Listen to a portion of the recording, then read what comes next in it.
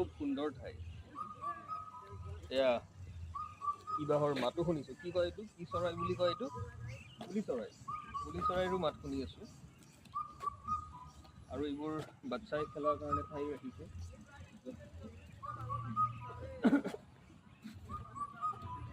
এইবোৰ বহিবলৈ ঠাই বনাই দিছে। ইয়াত বহিবও পাৰি।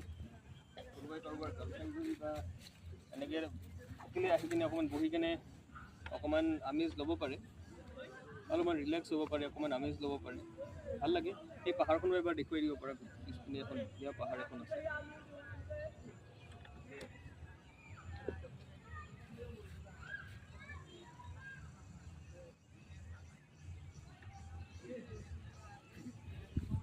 তো এই হৈছে কথা। এই শ্ৰীসূৰ্য পাহাৰৰ এইখন হৈছে এইখিনিয়ে কথা, আৰু আছে বহুত কিছু।